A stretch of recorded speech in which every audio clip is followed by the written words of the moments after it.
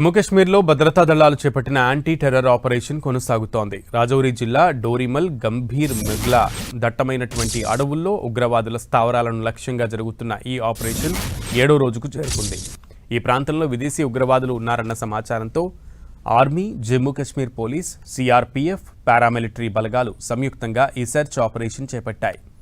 ఈ క్రమంలో భారీగా కాల్పులు, శబ్దాలు, పేలుళ్లు వినిపించాయి. దట్టమైన చెట్లు, కొండలు ఈ ఆపరేషన్కు సవాలుగా మారాయి.